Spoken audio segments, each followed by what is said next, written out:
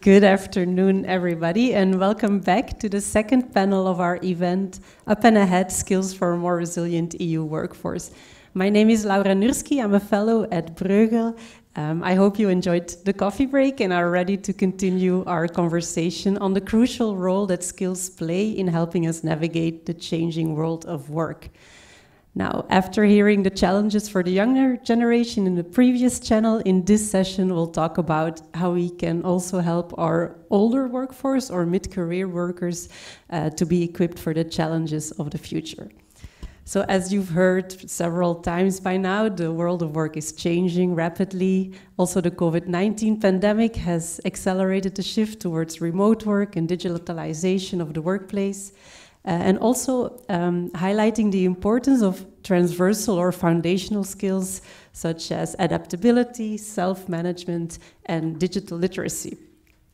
And although estimates vary, automation and decarbonization may lead millions of EU workers needing to find new jobs in the future.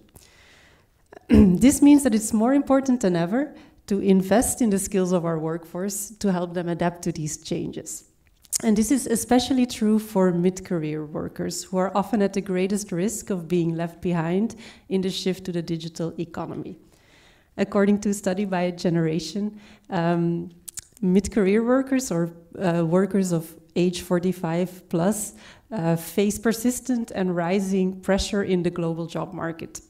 They're unemployed for longer than the median, and their age is the main barrier to them finding a new job. Also, hiring managers have biased perceptions against older workers, as they believe that members of this age cohort have poor skills and poor adaptability. However, this is a biased perception because employers also acknowledge, according to this study, that once they actually hire 45 plus workers, they perform just as well or even better as their peers who are a decade younger.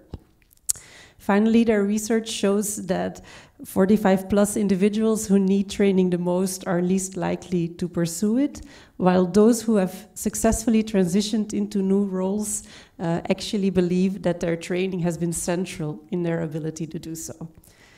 So with the right investment in training and skills, we can help all workers thrive in this new world. This includes, on the one hand, inclusive access to training and education programs, but also it includes creating opportunities for on-the-job learning and skill development at work. So in this panel, we're going to address both perspectives. On the one hand, the perspective of how can we help workers get the training they need to thrive in the organizations of the future, but also on the other hand, as Matteo already raised in the previous panel, what can organizations do? So how can organizations create learning-inducive environments, stimulating attractive jobs, and offer skill-building career paths? So I look forward to learning more about this topic from our expert panelists here today. So let me introduce them to you. Glenda Quintini is a senior economist at the OECD, where she and her team study changing skill needs in the labor markets and identify effective policy responses, especially in the area of adult learning and on-the-job training. Welcome, Glenda. Julie Fionda is Deputy Head of Unit at DG Employment at the European Commission, where she works on the EU's skills agenda, a 5-year plan to help individuals and businesses develop more and better skills and put them to use. Welcome, Julie. Joining us online, we have Jurgen Siebel, Executive Director at CEDEFOP, which is the European Centre for the Development of Vocational Training. CEDEFOP supports the promotion, development, and implementation of union policy in the field of vocational education and training, or VET, as well as skills and qualification policies. Welcome, Jurgen. And finally, very pleased to have Laurence Morvan, who's Chief of Staff to the Europe CEO at Accenture. She's responsible for enabling change to a new organization, building a more collaborative and innovation-centered culture, and embedding societal and digital responsibility into Accenture. So very welcome to all of you and to the audience who, well, was already here before, but here and online, welcome again. Like before, we will be taking questions in the second half of this panel. Those in the audience can raise their hands, and those online can still submit questions through Slido using the same code skills. All right, so let's do a first round of questions addressing that first perspective. How can we help workers get the necessary training to thrive in the jobs of the future? And I want to start with Glenda. Glenda, can you paint a picture for us, how our skills needs changing in the light of the digital and green transition, but especially how is this different for older or adult workers compared to younger workers? Thank you for the opportunity of being here. And now in terms of how, do you hear me double? No, okay. So in terms of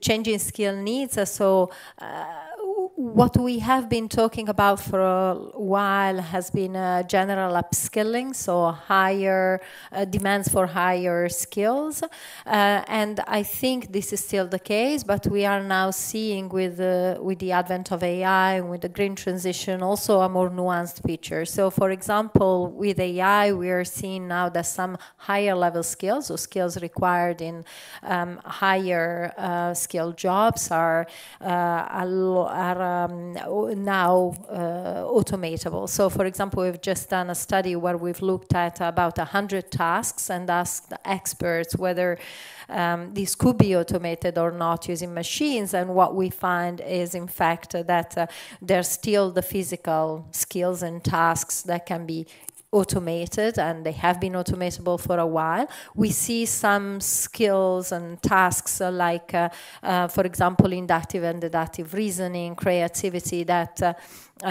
were not, reading comprehension, for example, that were not automatable before, and they are used specifically in more managerial position, can be automated now.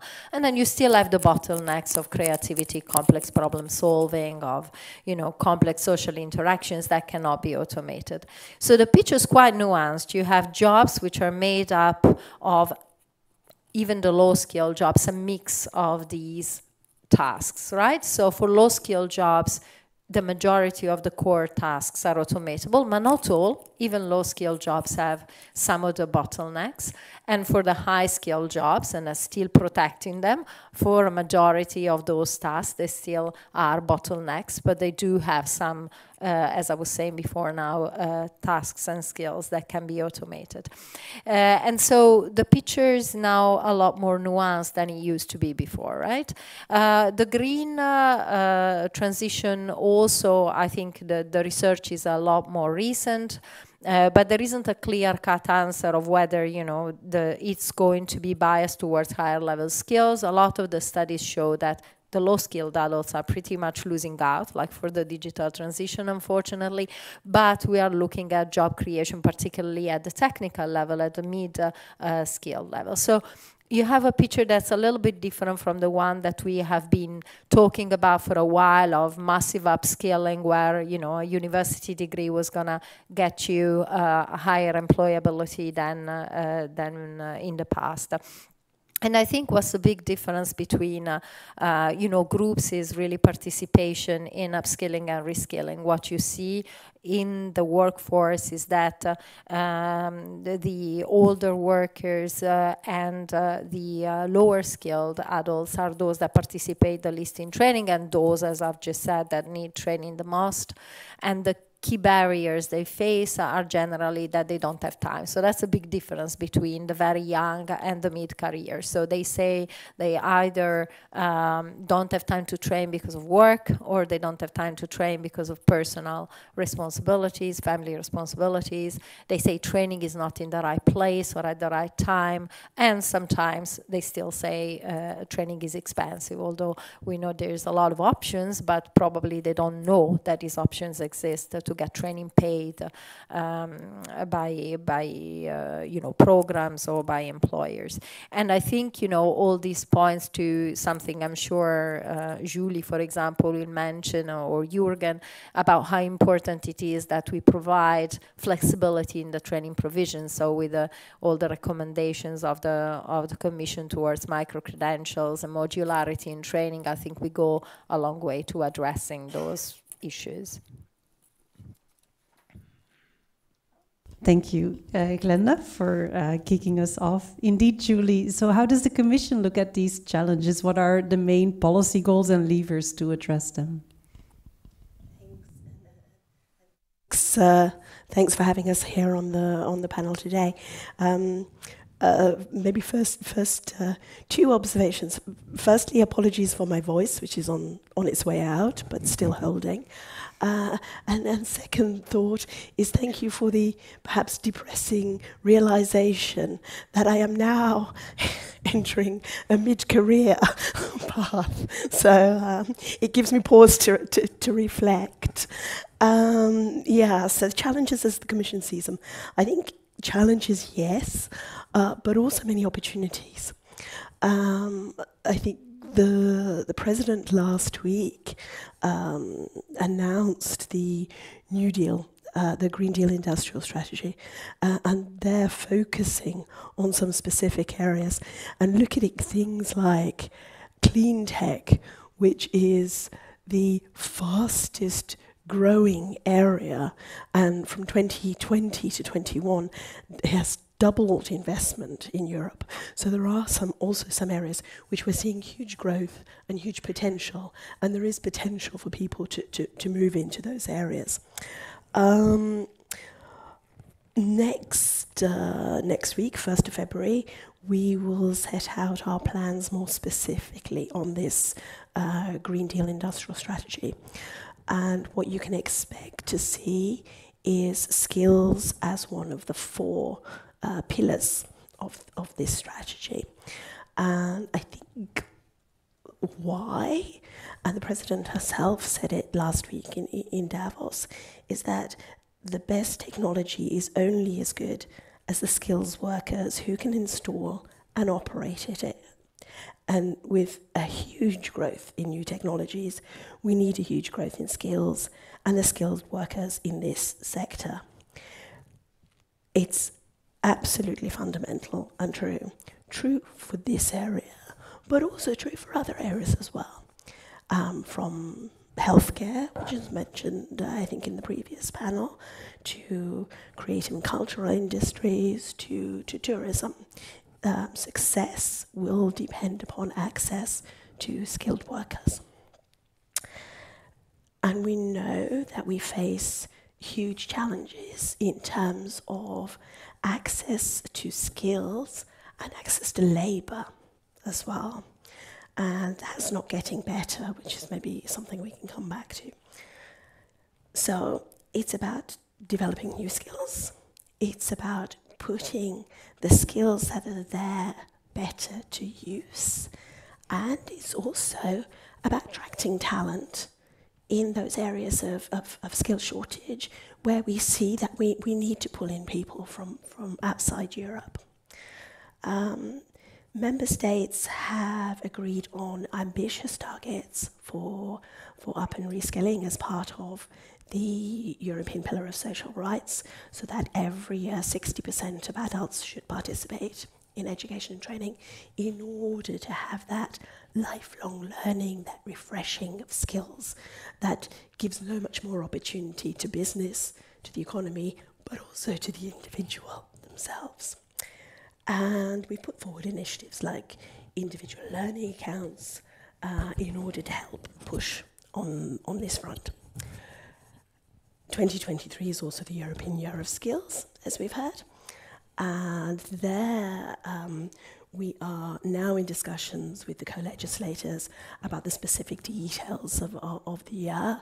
But I think we can already say that activity has begun, and a European year is about very much a mobilization and everyone getting involved to make sure that skills are front and center. The first of the initiatives, I suppose, was last week. We adopted the harnessing talent in Europe's regions, specifically as part of the European Euroskills. So I suppose my reason for being here today with my croaky voice, as it is to encourage you to get involved, whether colleagues here in the audience but also online, hold events, look at doing new research or publish research which is relevant, connect on skills, commit to up and reskilling, make a noise about it, and see, and also give us examples that we can use at the European level to push that message forward. And if you're thinking of doing something, please do get in touch, because we'd like to hear from you. Great. Thank you, Julie, for being here, even with your voice that is troubling you. But for getting examples, maybe Laurence can provide you with a few of them. So how does Accenture or its clients experience this war for talent or skill shortages? Do you see upskilling as a way to address these challenges? Yeah, so thank you for having me. I represent today the private sector. Accenture, we are one of the largest employer, I would say, in the world, probably. We have over 700,000 people in Europe, over 100,000 people. So really a people-based business, because what we do is our only assets are people. So the machine of reskilling on a continuous basis is absolutely critical to what we do. And we provide consulting services, business process outsourcing, technology services to our clients, typically large companies, and we see a huge demand for any skills reskilling program. I would say what's changed before pre-COVID and now. I think before COVID, we had very specific areas of skill shortages. Okay. Before COVID, we had very specific areas of skills shortages. So for us, it was, hot skills like, AI, cloud, etc., cybersecurity. Now, I think the pace of change at our clients has tremendously accelerated, and the pace of HR transformation as a result has accelerated. So if I look at some of the trends, I would say companies used to, maybe it's too harsh to say companies were sort of consuming talent. Now, this sort of notion of you have to create the employability, a lifelong employability of your workforce, I think is gaining really a lot of traction. What does it mean is that, of course, we need to, the transformation is a natural part of any companies, and there will be restructuring, there will be factories closing, there will be reorganization, etc. But what's really critical is to make sure that you provide this lifelong employability to your people. We've done, with OECD, for example, we are part of a coalition called Business for Inclusive Growth, and where we've made commitment whenever we restructure, we try to work with the workforce to provide a solution for all. And so not all companies do it, of course, but they are the leading companies with strong values which really go with specific units, working with the local community, working with the education systems, working really in their ecosystem to maintain that employment. And it does mean reskilling.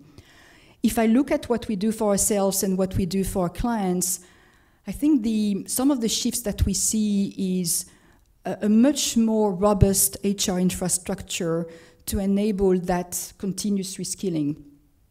If you look at an HR department, you used to have many different silos. You have like the recruiting system, the training system, the talent management system, the payroll system. Many companies now are trying to build a sort of a much more integrated view of the people inside, a much finer view of the skill set, so you can really have now a much more strategic workforce planning, so you can really anticipate, what are going to be given the future growth you're anticipating, given the skills mix you need going forward, you can be much more strategic in sort of anticipating how these shifts, the skills will need to shift. So that's the first thing. And the pace of workforce planning, I think, has moved as well from, you know, when we started, we were doing like a 3-year outlook. Now you do a 1-year outlook. Now you do a quarterly outlook, because just to reflect the pace of change. So that's the first thing. The second thing is you also need to reconfigure your learning academies, not only to be fitting with the newer skills needs, but you also need to make it much more just in time. As for us, for example, when we were hit with COVID-19, you know, basically in 2 months, 3 months, we had to shift people from areas of high demand to, I mean, lower demands to areas of high demand. So you got to have this sort of continuous reskilling machine that is ready. So we do a lot of work with our clients in terms of reconfiguring the skills academies, but also making it much more cost effective. So cost effective means a lot with a lot of you know, connected classrooms, online training. I mean, those shifts have been going on for some time. And some of the newer trends that I see as well, this notion of putting much more emphasis on skills at a much more granular level. Typically, you're doing it in a very high-touch way. I mean, you have to have your HR professionals really look with the people, what are the skills, what are the future jobs they could, or career aspiration they could have, what's the skills mismatch, and then offer the training program. We are starting to see, and we've tried to apply it to ourselves, we're starting to see some new tools based on AI models, which try to automate that sort of, you know, you have your people's resume, you can automatically detect the skills from the resume, you can do a sort of a job matching with available jobs, trying to identify what is the percentage of skills match or mismatch, and then ideally have the sort of learning curriculum that match with that. So I wouldn't say it's normal practice, I would say it's pilot, but those new tools and new ways of approaching, not looking at jobs, but looking at skills, is very much a trend that will develop. Excellent, very interesting, thank you. Jürgen, you've heard now both from Julie her policy goals and both from Laurence, like her skill anticipation needs, even to the point of a just-in-time skills academy. But from the vocational education and training perspective, how can we leverage our existing systems and improve them to achieve both of these ladies, their goals? Yeah, I mean, indeed, we all want to boost participation in adult learning, and continuous vocational education and training is one of the possible pathways to get there. And if you want to see how this can be done and what are the factors, I see basically 4 factors that drive participation in adult learning. The first one is opportunities. So we have to have programs out there, quality programs, but also the support environment and ecosystem like the guidance and other support mechanisms. Secondly, second factor for me is there needs to be a potential. So there needs to be a space for skills to actually grow and emerge. The third one is beliefs. Beliefs is about, you know, what people think of learning in general, and of skills and how important they are going forward. And finally, the fourth factor, I would say, is awareness of these potentials that we have to upskill. And therefore, let me start with looking at those learning potentials for adults. And here, our European Skills and Jobs Survey, it shows very clearly that about 52% of the EU adult workforce are in need to develop digital skills further to do their jobs better. Lower educated incumbent workers and workers who work for the same employer for a long time have even larger digital skills gaps, according to our information. And digital skills, they get a lot of the attention in this context, and it was addressed also by my co-panelists already, but there's also other skills domains that we see from our survey work where there's enormous and huge potential upskill. Here, about 49% of EU adults could upgrade social skills, 40% could further develop technical skills, and 29% of our surveyed adults actually acknowledge that they also have basic numeracy skills gaps. Moving on to the beliefs, here the outlook is quite positive because people do in fact think that lifelong learning is important.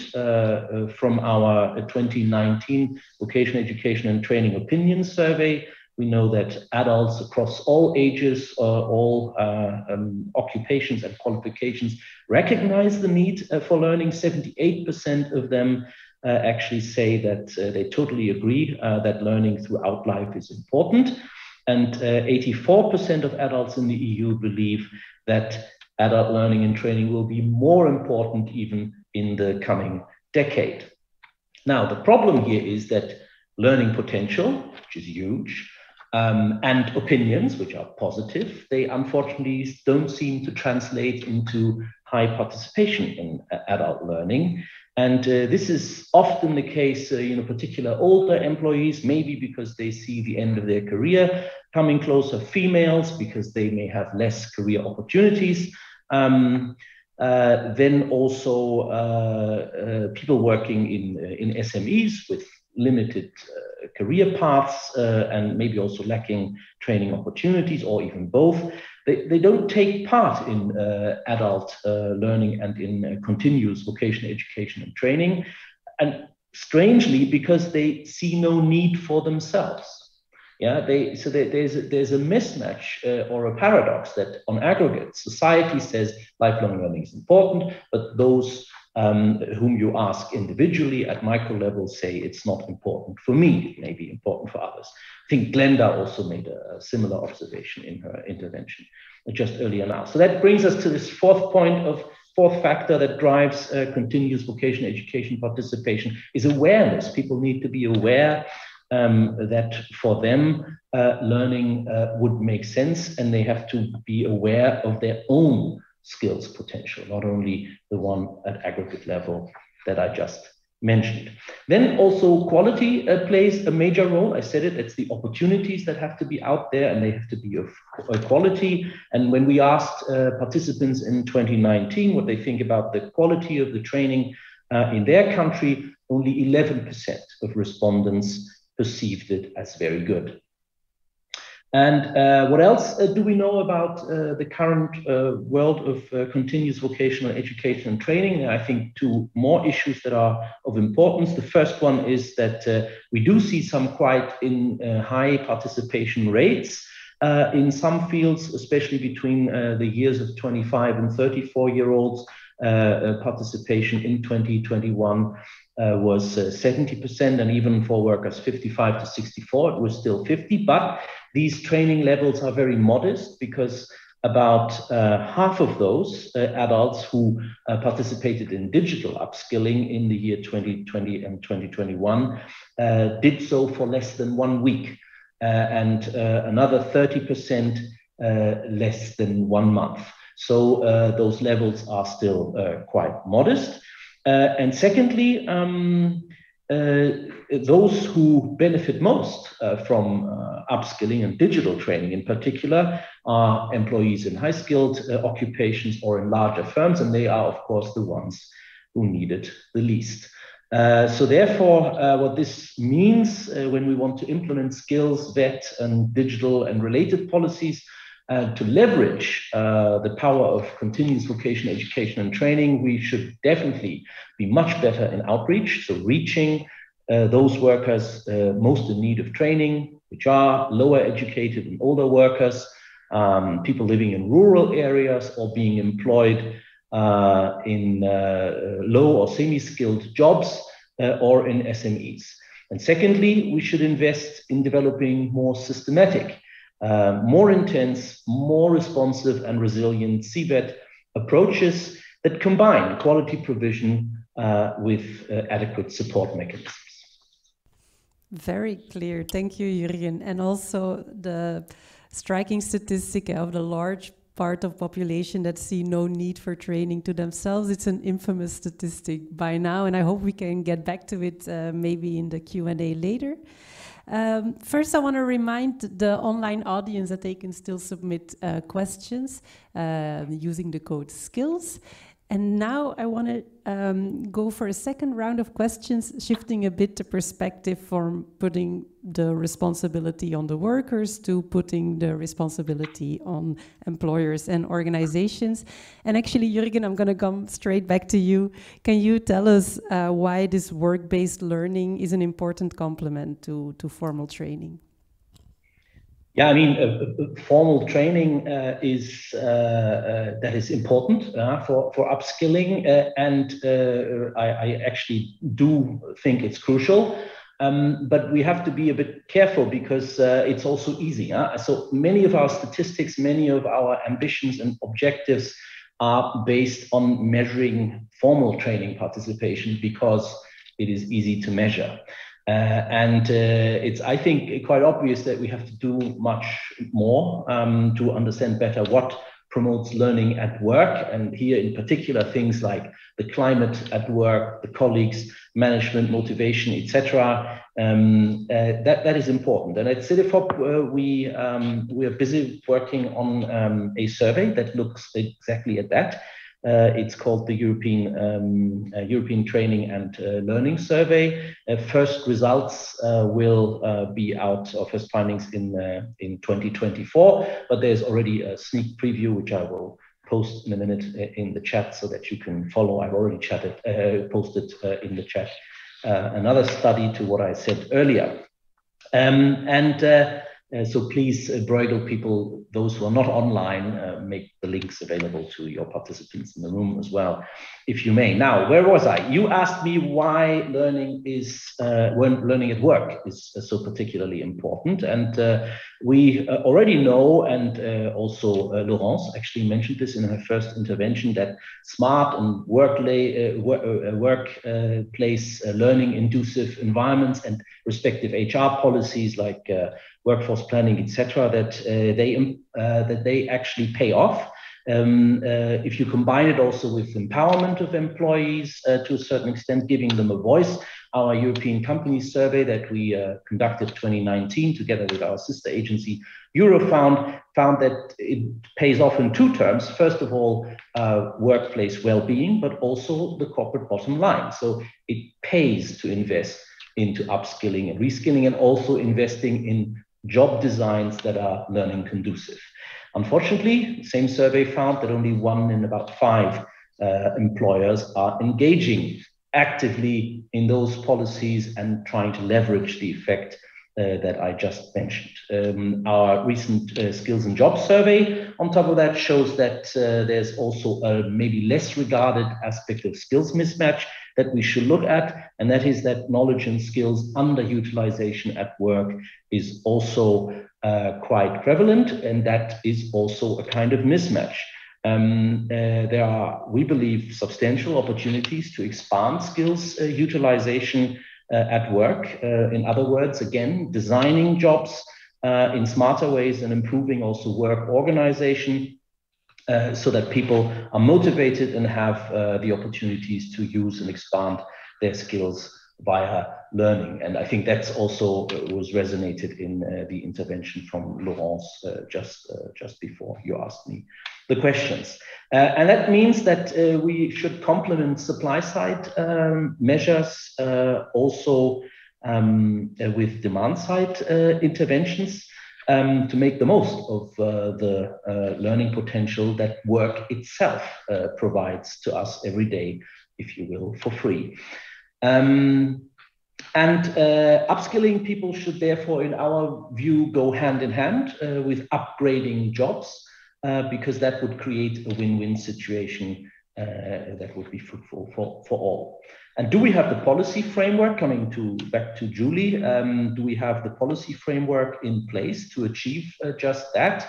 I think yes. For CEDEFOP, the comprehensive EU VET and skills policy framework really supports those kinds of national VET policies, and that is a real asset that we can bank on. And we also believe it's actually a driver of progress in very transformative times.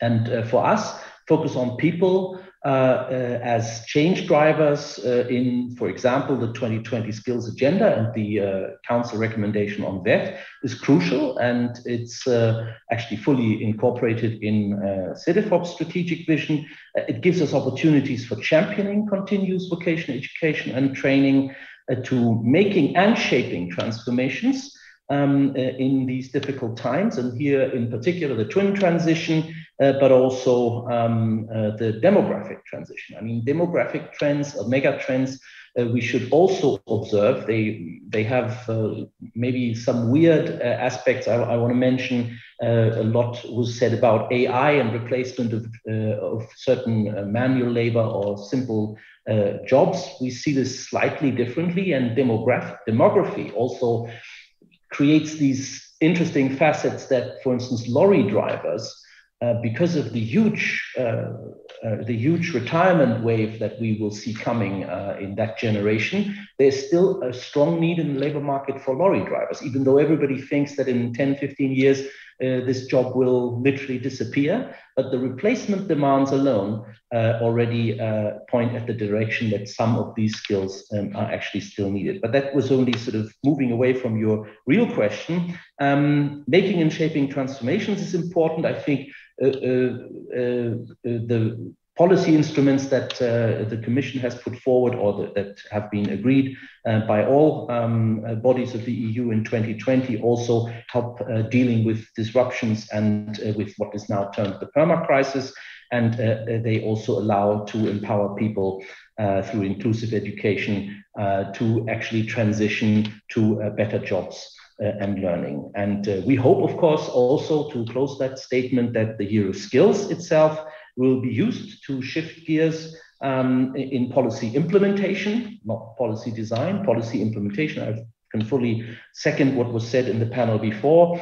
And we see the European year actually as an excellent opportunity to champion people and their skills as the critical link, if you will, between the well-established EU national policy ambitions and tangible progress towards them. Thank you. Thank you so much, Jurjen. So upskilling people and upgrading jobs should go hand in hand. I'm going to remember that one. Glenda, we heard from Jurjen that investing in job design and work organization pays off both for the well-being of the worker and the bottom line of the company. Yet, Jurjen told us only 1 in 5 companies actually do so. I know you've been studying workplace innovation practices and the like. So maybe you can share with us some best practices that you've seen in terms of workplace innovation that stimulate learning. Yeah, absolutely. Let me start though by reacting to what Jurjen said, because my point was precisely when I was talking about automation that we're not looking at jobs anymore, we're looking at tasks, a bit like Laurence was saying. So we move from occupations to skills. So even those low skilled only have 25% of their core tasks that are automatable, and they still have, you know, a lot of other tasks which are in between, and still have 5% of non-automatable tasks. So I was very far from saying that the low-skilled jobs, that's precisely where the nuance comes in. Despite the advent of AI, we still have a very nuanced picture, even for low-skilled jobs. I think what's, the factors that we find in similar surveys to what Jurjen was saying, so in our case it's the survey of adult skills, what we look at is the factors that make an organization, a learning organization, and what we find is that, you know, the autonomy in the job, the ability to change the order of tasks, working in autonomous teams, mentoring, job rotation, those are all elements of work organization that enhance then the extent to which people learn at work. And then you have also management, of course, factors like incentive pay, like the availability of training, for example, like flexible working hours, and we talk a lot about it these days. So these factors, what we find mean that workers who work in jobs that allow that kind of flexibility tend to deploy their skills more, so earn higher wages, they're more satisfied at work. And we also find that those factors tend to increase the extent to which workers engage in informal learning. And we know that, in fact, informal learning, again, we've done some studies about that, is actually 80% of the learning that takes place. So it's major both in terms of incidence and in hours that we spend learning on our jobs, right? It's a lot more than formal learning that we do in schools or going back to university as adults, or than the learning that we courses and workshops that we attend because our employers make that available to us. So informal learning is very large and significant, and these factors mean that there is more of it in organizations that organize their work this way, and also that the returns are higher. So there is a higher return to the individual in organizations that have this type of work and managerial factors. And then the question that we're often asked, so what? Isn't that a problem with the company? So shouldn't the private sector solve that? But there are many ways in which countries have tried to stimulate that. I mean, we have to think of organizations that are much smaller than Accenture, much smaller than most of the clients who are large organizations. And I was amazed by the things you said and how, already so advanced is the thinking about modernizing HR. But there's a lot of small and medium enterprises that don't think about work and training and learning in the same way. So, for example, there's, I would say, a set of countries that have invested a lot in demonstration projects. So you've got that in Scotland, you've got that in Australia, New Zealand, Germany, for example, where they don't attempt to cover the whole firms, but they often involve a relatively small number of firms, but they make available diagnostic tools so the firm can learn to assess their skill needs, so what are the limitations of their working environment, how they can make it different. And then there's investment in workshops and consulting services for them to change. One of these projects, the Scottish one in particular, did also an evaluation, and they found that firms that ultimately applied high-performance work practices then found gains in terms of efficiency, in terms of empowerment of employees, in terms of collaboration among teams, and better problem solving also with the firm.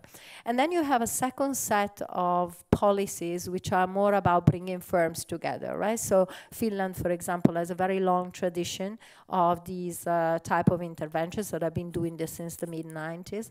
And what they do is slightly different. They encourage firms to come together. So they have mechanisms for firms to come together and then basically share learnings and costs also of developing these practices.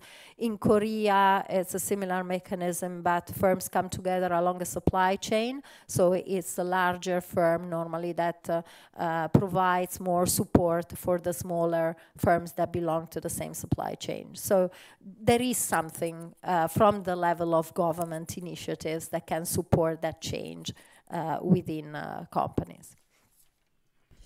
Thank you. So very interesting. I noted down having demonstration cases, providing diagnostic tools, workshops and consulting services, also showcasing there's actually return on investment, and then bringing firms together to learn from each other. So I hope anyone who's listening that can have any impact on making sure we have all of these in the EU is here today. Laurence, you're the only one who can give us some inside perspective from companies. You heard Glenda talking about autonomy, teamwork, job rotation, all of these. How does Accenture build a culture of continuous learning and well-being? Yes, so we are a human capital-centric company, technology at the core. So I think by definition, people know technology evolve very rapidly, and therefore the skills you need evolve rapidly. But I would say we have two types of populations within Accenture. We've got consulting people who are working on projects. So by definition, when you roll out from one project to the next, you're continuously learning, adapting, right? So for these people, when you were saying maybe not always people realize why to be trained, I think for those people, the challenge is more the time. So what we do here, I think for any cultural change, some level needs to come from the top. So our CEO, for example, I mean, she's amazing because she does say, I don't know everything, but I learn. I continuously learn. And sometimes she sends out sort of snippets to say, oh, I've read this, or check out this. I've been on this course. You know, so just knowing that throughout your career you have to learn. So it can be in terms of encouragement. It can be in terms of mandatory policies. So we do have some trainings which are mandatory. For example, we rolled out to everyone in the firm a technology quotient concept. So we said everybody has to be digitally savvy to a certain degree. So of course, if you're an AI specialist, it means something different than if you are the secretary. But still, everybody needs to have some level of understanding of how technology evolves. So everybody has to do these models. And we check. I mean, there's no mystery. You declare that some things have to be done. You check how many people have done the training, and you make the managers accountable. So we have this concept of shared success where basically it's like a scorecard of, you know, with critical KPI that the whole management team is accountable for. And this TQ, for example, was part of the shared success. So we get, you know, our European Management Committee, we get the statistics, and if we're not, you know, we are falling behind in terms of our score, we get, you know, a reminder that this is important and people have to make the time. We have a second population, which is probably more mid-level skills, more job-based population, particularly in outsourcing areas. So, for example, we have a unit which is called business process outsourcing, where basically a client comes to us and says, you know, I need to gain efficiency in this process. This is no longer a process that I want to own, therefore it's outsourced to us. So it could be some financial accounting, it could be pay management, it could be procurement management. So these positions are more role-based. And we know there will be automation. I mean, basically what we do is to gain the efficiency, we roll out better technology.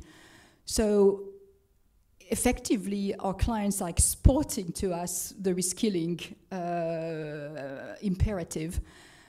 So what we are doing there is we're really trying to build this notion, I mean, give clarity to the people that, yes, their roles will evolve.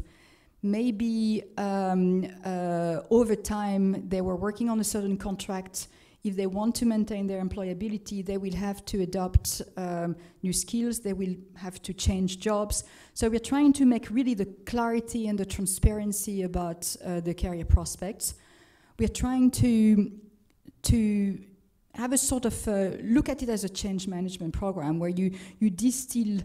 It's difficult for people, you know, Jürgen, you were saying some people don't see the rationale for why they have to reskill. So what we're trying to do is to say, you know, you need to learn to walk before you run. So walking is about doing a little every day. So having like pills, you know, today or this week you have to take your training pills. It's you know, it's homeopathy, but then you will be better trained to make the big changes. So it's this sort of things. We also have coach. So basically, it's part of the manager's role. It's part of HR role to be a sort of a mentor to the people, so that this becomes more of a natural habit. And we track, you know, what percentage of workforce have changed roles or have changed within the same role, some aspects of what they do. So very measured. And maybe I want also to comment on the more underserved, you know, populations, because I was the CSR officer before, and here we do a lot with people very disadvantaged or who have fallen out of school or refugees, etc. And all the training that we focus on is transversal soft skills. So it's all about adaptability, problem solving, team building. I mean, basically making sure that people understand that, you know, it's normal to keep learning. And those transversal skills, soft skills, are very much all the effort we put in. So we've got Skills Academy, but also we work with the NGOs so that they coach. Because of course, you know, online training is great, but coaching, you know, the mentoring of showing people what it takes to get the job is the most critical. So it's got to be a sort of a machine plus individual type of collaboration. Excellent, thank you. I will remember this example you shared of your CEO with the lifelong learning attitude coming from the top. In Flemish, we have a saying, I don't know how well it will translate into English, but we say that the fish starts smelling from the head.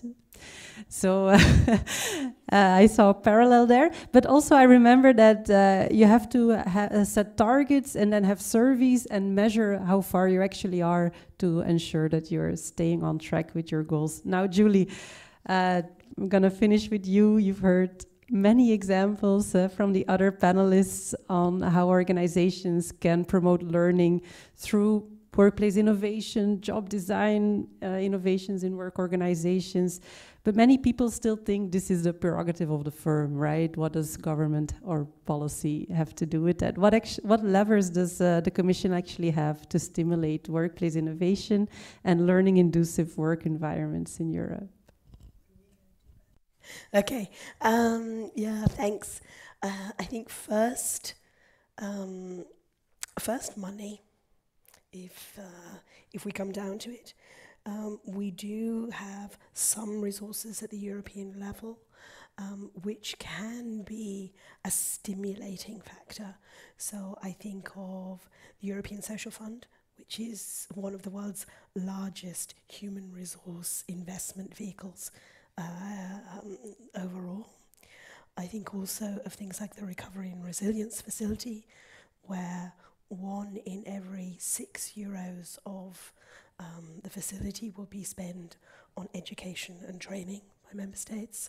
And that includes something like, I have the figures, around 30 billion euros on human capital and digitalisation, and another 18 billion on adult learning.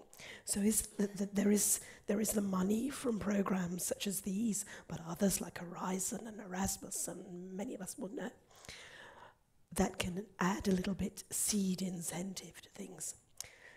There is the legislation, which of course is the other side of the coin.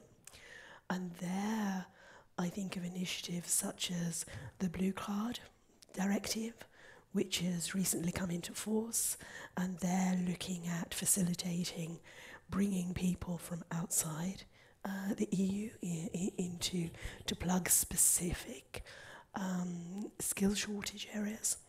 I think of the Corporate Social Responsibility Directive, which is the replacement of the Non-Financial Reporting Directive, where the revision of this directive now includes a stronger focus on employee training development than was ever before, and where now the specialist body is working on the standards on how to implement that and how that will play out across all enterprises. And I think of on the legislative side as well, perhaps how we're currently looking into how international accountancy standards can consider skills and investment in workforce development training as an investment, not a cost to the enterprise on the balance sheet. So that's kind of the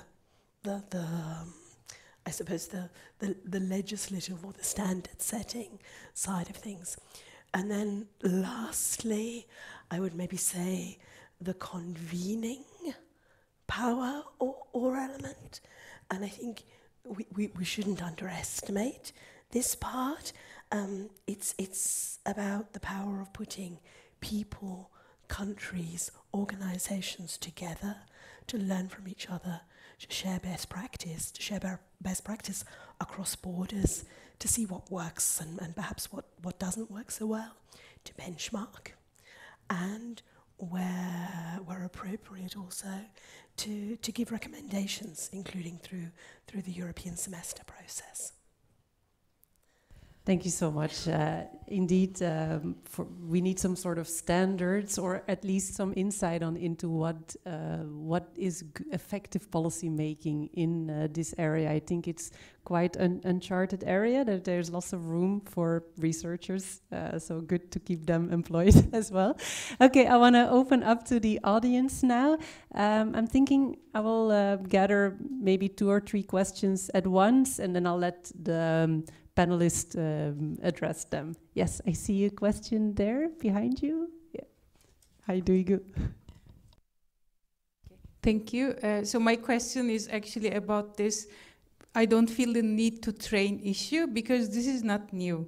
I think it was 2003 where it was like that. There was this lifelong learning addition to the Eurobarometer, and there we already know it was an issue. Most of the people didn't thought they need training. It's not any different today, and that cannot really be true, because we see a correlation between the training demand and unemployment. So obviously people respond to the risks of employment, and that has an effect on training demand. But with the current data, the current surveys we are collecting, we cannot really assess why this no need is coming from. I was wondering whether there is any incentive on improving the data sources we have, or any other way to tackle this, know more about why people argue they don't need training in the pipeline. Because I know OECD is working on it, CEDEFOP is working on it, hopefully Commission has money for it, so maybe we can join forces. Thank you. Thank you, Dugo. Yes, researchers need better data on why people don't feel the need to train. Any other questions in the room? Yes, I see 2 ladies raising their hand. Thank you. Hello, everyone. My name is Linda Kunertova. I'm working in the Commission at the DG Employment. My question builds a little bit on the previous question, because I was wondering, we're talking about skills and skill shortages, but it appears that most used, or one of the most used metrics to actually measure the skill mismatch is generally self-reported self-assessment of it's either respondents' competence, how they feel in their job, or at the firm level, an HR representative of a firm responding to whether they have enough skills in their labor. So obviously, both of these have a substantial bias, and it appears that this is the best that we can usually get when it comes to cross-country comparisons, looking at the EU market in general. So I wonder if there are any, maybe it's not as much as a question rather than a rhetorical one, but I wonder if there are any comments on this one. How can we better measure the skill mismatch in the labor market? Excellent. Thank you, Linda. 2 data questions making all the researchers in the room happy. The final one, and then I'm going to have the panelists respond. Thank you. My name is Rafaela Kira. I work for the European Association for the Education of Adults, EAA. And actually, I have a direct answer to your question there. We recently got a very interesting study from a researcher called Jude Walker. I think she works at a university in Canada, and she looks particularly into the question of shame that prevents people from participating in adult learning. And this is especially interesting also in the context of participation in training at the labor, at the workplace, because often people are embarrassed to say that they need training or that they would like to participate in training, especially when they are older already, because then they think that this is a shame for them, and this puts them into a disadvantaged position in their organization. So this is something that can at least partially explain why people probably don't have a very strong motivation to participate in learning. But then I reflected on what you said, Jürgen, on the data on who's participating in adult learning, and what we can see from a provider's perspective, data that we have collected here, that the typical adult learner is a white middle-aged woman. So this is actually quite different to what is collected from on training in the workplace, because if we look at learning outside of the workplace, the situation is really quite different. So this is probably also a question, how can we valorize the skills that people learn outside of the workplace, bring that in, and vice versa, of course. And if we especially talk about transversal skills, then anyway, I mean, these are skills that are necessary everywhere for the workplace, for life, for social life, for families, and so on. And very often when we start from that, from transversal skills, like personal, social, learning to learn skills and so on, life skills essentially, then we can also look more into getting people into learning through low threshold learning offers, for instance. And we see that a lot, that people start participating in, let's say a cliche cooking course or a sports class or so, and people experience that learning can be something that's beneficial for them, that's good for them. And then we see so many cases of people that then decide, well, I could actually continue my learning pathway, and if it's flexible, if there is the possibility to participate in modular learning, then people can really advance. And this is, again, I mean, this is for the professional development, of course, but also personal development and beneficial for everything. So what we see actually as the issue is, we have all of these good examples of how it works and how to bridge the gap between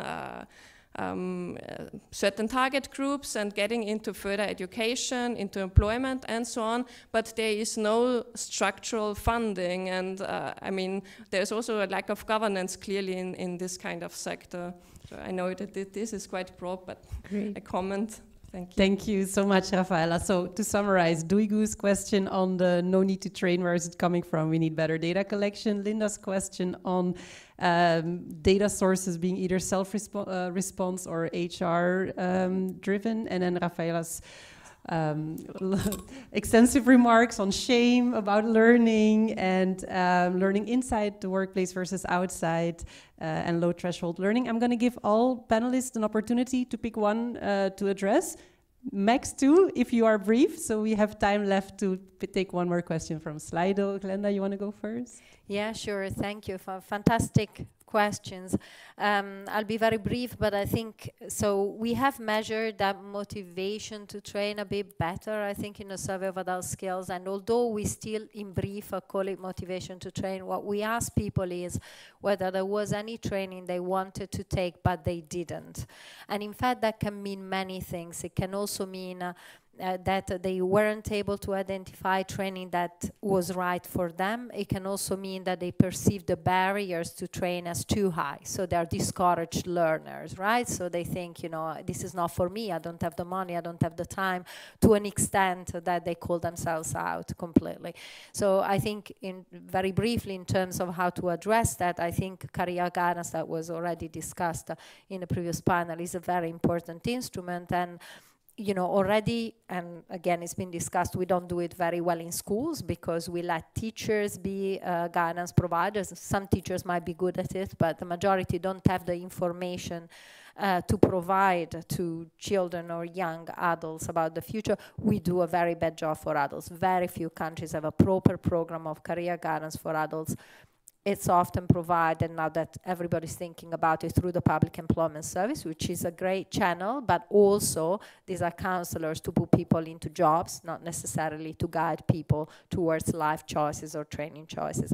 And I think this also relates, I want to say, to part of the question from Rafaela, because I think, you know, a lot of the big aware aware-raising campaigns that we see on adult learning are focusing on all types of training. So if you see, for example, even individual learning accounts in France, but also individual learning accounts in Singapore, they started by focusing and telling people you have to train in these things to use. I mean, you can only use your money to train in these things. But then they opened up, and the reasoning for opening up is precisely that, by letting people choosing the training, even if it's not for work, these people are experiencing a positive, hopefully enjoying the training and having a positive experience, and then it rubs off. And maybe just a word on the skill shortages. We do have measures of skill shortages which are based on hard data. You can look up the Skills for Jobs database, which we manage at the OECD, which uses actually labor market signals for skill shortages, like evolution of wages, unemployment, employment, underqualification and hours worked, and puts them all together to get a sense of whether at the occupational level or at the skill level there is a shortage. So that's precisely an attempt to address the issue that a lot of skill shortages are, other measures are self-reported. Excellent, thank you. Julie, you want to pick a few or one? Yeah, I'm going to pick all three and kind of go transversal, I suppose. And I think I'd like to pick up a little bit from what Glenda was saying about this. Motivation is a positive word. And so there has to be a positive motivation and a reason for engaging in learning. It's very difficult, and people generally think, the accident won't happen to them, or the negative side of, you have to train because, is probably the less effective way. Whereas if you can link more the effect of the outcome of the learning to a real positive effect for the individual, and by that I mean better salary, more career opportunities, better opportunity for progression, doing something intellectually interesting for the training. I think it's a much easier rationale to get people to do it, because this question of why do people not train is because they don't see the direct effect of doing the training.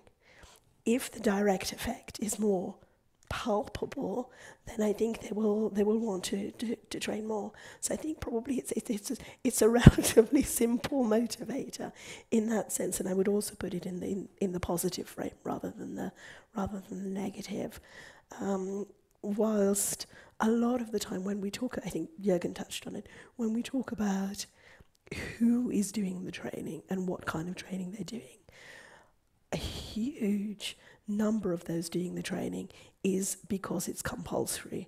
And what's one of the highest training courses? It's food hygiene, health and safety, which is, generally is a one-day course or something, but it's compulsory for working in any restaurant, So it's kind of how can we make this culture of learning will pay off for you as an individual. It pays off for the business in terms of growth, productivity, and it also pays off for the economy overall and society. But I think for the individual, it's like, what's in it for me? Exactly. What's in it for me? Laurence? Maybe just to build on what you said, I think maybe there's a question of a definition of what is a training, because I would think most people do get a lot of training, but they just don't know that it's training. It's on the job, right? It's on the job. It's just in time because you're hitting, you're stuck, and then you're pulling your colleague or you're pulling the right enabling resources. So I would think there is much more training than what is being recognized. Maybe what I would call out on the topic of data, one of the big challenge I think for companies going forward is going to be to continuously to enhance the quality, the sanity of this data about skills, about who is done what training, and training is just an input, right? What you're primarily concerned about is the output. Are you better competent in whatever skills that you've chosen to develop? And that's very difficult to measure, as we all know. So there's a lot of initiatives to either make people self-identify their skills, to have HR do more of cleaning of the data, etc. But that topic of sanity of data, I think, will become more and more at the core of what we collectively need to get right for the companies themselves, but also when it comes to collaborating with the public sector, because that's basically the currency to exchange and to develop the right programs going forward. So definitely, I would say, if there was something to continuously to encourage, is this data sanity, and making it part of your culture, that yes, you've got to update your CVs, you've got to update your self-identified profile on whatever systems exist. Exactly, more data literacy. Jürgen, if you can have a very brief response. I focus on and build on what Laurence just said. The best training is the one that you don't even notice.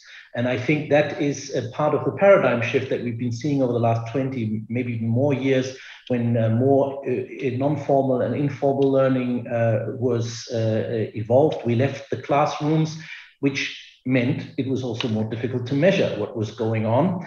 On the other hand, I think it was very effective. And that's why also all these movements in encouraging people to train, gamification, a small bit size, quick video learning, etc., that is all a development, and it's been going on for quite a while, that has also blurred the lines and made it more difficult for on the data side.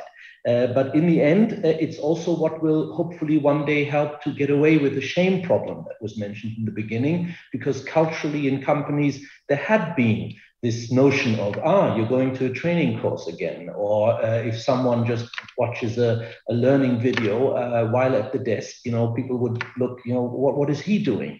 And I think that brings me all back to my major point I made earlier, is the job design decision. These things have to become the new normal of what the world of work looks like, that it includes training, that training is embedded, that the person, the individual, doesn't leave the work circumstances to go to education, but that education actually comes into the work environment, to where the people are, to the application, which, by the way, is a concept that comes from a 500-year-old tradition called vocational education and training, bringing acquisition of theoretical knowledge closer to the application. That's what needs to happen. It's in job design, and therefore I'm quite optimistic, even though I know it's much more difficult to measure.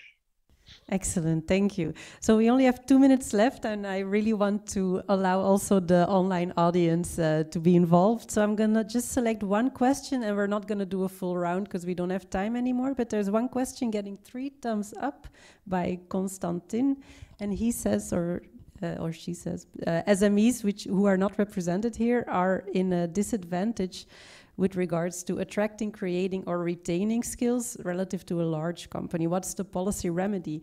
Is anyone here? I see Glenda nodding, wanting to answer. Thank you, Glenda. I can try. Yes, we've looked quite a bit at this issue, and I think there is actually a lot out there, a lot of programs also in Europe and outside Europe to encourage SMEs to train. Many go in the direction of what Laurence was saying before, that is train the manager. Make sure that the manager is aware of the importance of skills and of training of their employees, and how that is important for the growth of the company, for the innovation potential, for adopting new technologies, and so on.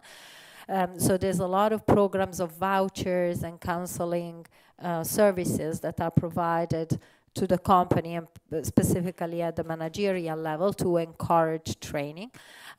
There's also the aspect that small and medium enterprises find it very difficult to assess the skills of their employees. So all these very articulated and innovative way of talking about skills, a bit like what Laurence was describing. So we have a pool, we have a workforce, these are the skills of the workforce. We know that what the skills we need, we identify the gaps, we train them based on those gaps that's Arabic for them. They just don't know how to translate it into practice.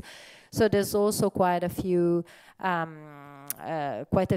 policies, quite a few initiatives to develop tools that allow firms to self-assess the skills of their workforce and the skill needs. And then the networks. I mean, again, the networks of firms, and there's a lot of policies to encourage those for small and medium enterprises to come together, to purchase training together, develop the training they need together, I think is also a very valuable policy initiative. Thank you so much, Glenda. So we have run out of time. Unfortunately, I can tell that we could keep this discussion going for a long time. And actually, I have some good news for those who are here with us in the room. We can continue the conversation at our apéro networking just next door. And then I want to end with thanking all the speakers for their very interesting contributions and interventions, and the audience for your active participation, and hope to see you again next time.